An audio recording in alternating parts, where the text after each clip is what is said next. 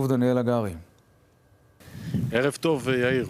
כמה אנחנו רחוקים ממה שהגדיר ראש הממשלה, מהמטרה שהוא הציב, הניצחון המוחלט, מיטוט חמאס, כמה אנחנו רחוקים משם? אנחנו בעזה עסוקים בלפרק צבאית את החמאס, את גדודי החמאס. זה אותם גדודים, אותה מכונת מלחמה שחמאס בנה, ואיתה הוא היה יכול לעשות ה-7 באוקטובר. התפקיד שלנו זה שלא יהיה עוד 7 באוקטובר. לא יהיה לחמאס את היכולת לעשות. עכשיו המשימה המרכזית, כוחותינו, באוגדה 162, פיקוד הדרום, פועלים שם כדי לפרק את חטיבת רפיח, ואנחנו קרובים מאוד לפרק ולהכריע צבאית את חטיבת רפיח, שהיא החזיקה את צינור החמצן של חמאס, את ציר פילדלפי, את המנהרות, את מעבר רפיח. זה כואב מאוד לחמאס, מאוד מחליש אותו. בזמן הזה אנחנו גם הורגים מחבלים, הורגים אויב, משמידים את המנהרות של חטיבת רפיח, ואחרי שנסיים להכריע צבאית חטיבת רפיח, נציג מה תמונת המצב של חמאס, של הגדודים הצבאיים. עכשיו, מפה לומר לציבור שלא יהיה טרור בעזה, שלא יהיה פלים צבאיים, שלא יהיה רקטה, שלא יהיה חמוש, זה שקר. יהיה טרור בעזה. שקר? יהיו פעילים. אני אומר מבחינתי, אני לא יוכל לומר אמירה כזאת לציבור, אני מדבר עליי. על צה"ל. אבל הדרג המדיני וראש הממשלה מדבר על ניצחון מוחלט, על מיטוט חמאס, לא על חורים פה, הוא לא מדבר על המשך טרור משם. אם אני מבין נכון, את צמד המילים ניצחון מוחלט. אני עוסק במושגים צבאיים, וצריך לתת תשובות למושגים צבאיים, ולנתונים ולעובדות, שזה קשירות של גדודים, מה נשאר להם, כמה מחבלים, כמה נשקים, כמה רקטות, והסך הכל של זה, הוא הסך הכל של הכרעה צבאית, של חמאס. אבל צריך לומר, יהיה פה עוד חמושים שברחו ומתחבאים, יהיה פה עוד כמה רקטות, למרות שבזה שסגרנו את פילדלפי, ובזה שפגענו בייצור, אנחנו אוחזים בזה טוב, וזה הולך ופוחת, ולכן יהיה לנו פה פעולה ארוכה, שתיקח לנו שנים, בנחישות, בצורה אחרת, לטפל בחמאס, כמו שאנחנו מטפלים ביהודה ושומרון, גם השבוע, שבוע שעבר, היינו בג'נין, טיפלנו בטרור, זה הרבה מאוד שנים אחרי חומת מגן. אסור לומר משהו אחר לציבור. הלחימה בטרור היא לחימה נחושה לאורך שנים, אנחנו צריכים לוודא שלחמאס לא תהיה יכולת לעשות 7 באוקטובר. עוד פעם, אנחנו מתקרבים לשם, ואנחנו נציג את זה קודם כל לדרג המדיני, ואז לציבור. אני מרגיש לי שאתה לא כל כך חי בשלום כאיש צבא, ואני שומע את הניתוח הצבאי הקר שלך. נדמה לי שאתה לא חי בשלום עם הביטוי ניצחון מוחלט או מיטוט חמאס. אני אענה רגע על מיטוט חמאס. אני חושב שבמטרות מלחמה, שמגדיר אותם הדרג המדיני, יש מעשה צבאי ויש מעשה מדיני. צה"ל צריך לייצר את התנאים, לבצע את הפעולה הצבאית, להכריע צבאית הגדודים, והדרג המדיני צריך לקבל את ההחלטות. מה יכול להחליף את חמאס, מה ההסכם שסוגר את המלחמה וכן הלאה. זה תפקידו של הדרג המדיני, צה"ל צריך לייצר לו את התנאים. הרי ברור לכולם גם שהחזרת חטופים, ועשינו מבצע מאוד נועז, עם סיכון גדול והחזרנו הביתה חטופים בחיים, כן. זה לא ב100%. אסור לספר את זה לציבור, וכנראה שלא מעט חטופים יצטרכו לחזור בהסכם כפי שחזרו בהסכם פעם קודם, אבל מעמדה של כוח חזרו בהסכם.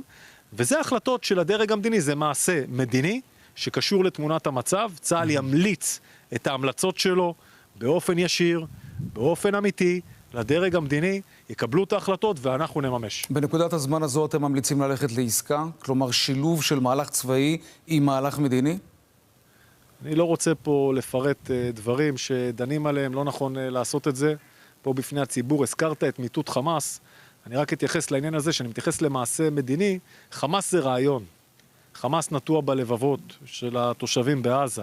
כדי להוציא את זה, כדי להחליף את מי שמטפל בשירותים האזרחיים, את מי שמחלק את האוכל או גונב את האוכל, צריך לייצר משהו אחר שיצמח. זה החלטה של הדרג המדיני, והצבא יממש. עכשיו, כל עוד לא נעשה את זה, יהיה חמאס. חמאס לא ייעלם.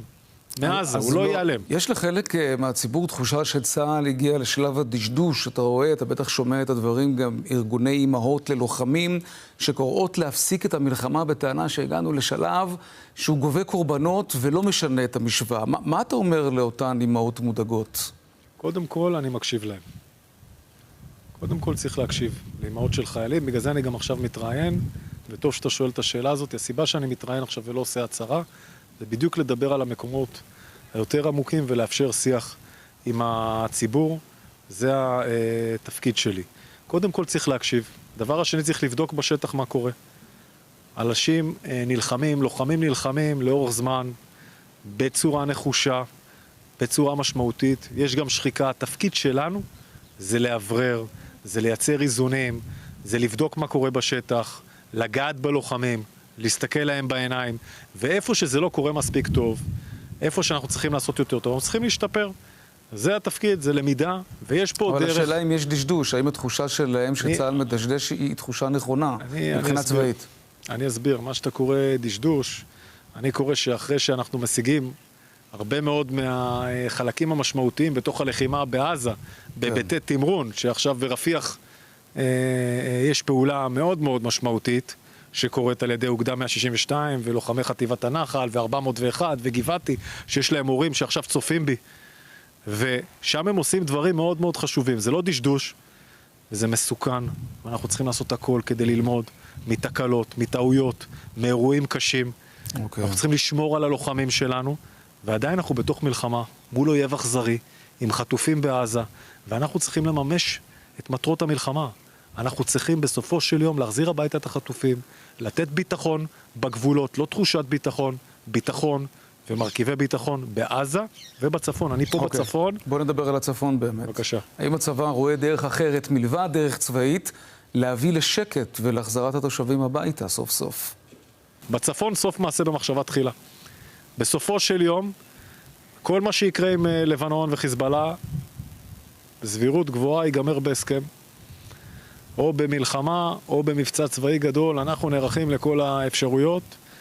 זה נגמר בהסכם, זה קרה כך גם בלבנון השנייה, רק ההסכם הזה, ההוא, איבד את האכיפה שלו, 1701, ואותו אנחנו לא יכולים לאפשר עוד פעם. אנחנו צריכים לייצר מצב שחיזבאללה לא פונה פה, לא בונה פה, ליד הגדר, מערך שיכול לבצע 7 באוקטובר, ואנחנו צריכים לדחוק אותו מהגדר. וזה יהיה המרכיבים... איך קרה שהתרגלנו כל כך הרבה שנים למציאות שחיזבאללה יורד דרומית לליטני וישראל שותקת? אתה יודע להסביר איך זה קרה? זה קרה לאורך שנים, שהייתה הרתעה הדדית משני צידי הגבול, וקרה פה דבר שלא היה צריך לקרות, נחשף במלוא עוצמתו ב7 באוקטובר, ועכשיו צריך לשנות את הגישה, גם בטיפול וגם אחרי זה באכיפה, על מנת שהמציאות תהיה כזו, שנותנת תחושה, לא נותנת תחושה, נותנת ביטחון לתושבים באופן כזה שאומרים, קרה פה מעשה, בין אם בהסכם, בין אם במבצע שהביא להסכם, שמייצר פה אכיפה ונותן לנו ביטחון, שלא יהיה פה ליד הגדר עכשיו משהו שמאיים עלינו ואנחנו יכולים לחיות פה בצורה בטוחה. זה התפקיד שלנו, זה החלופות שאנחנו בונים. לא נכון לתת פה את התוכניות, לא נכון לתת פה את התרחישים. אנחנו מציגים את זה לדרג המדיני, שהוא יקבל החלטות. אני מניח שדברים יבואו לידי ביטוי במעשים, לא באיומים, לא בדיבורים, במעשים. כן, טוב, שאלה אחרונה שאני רוצה לשאול אותך, אתמול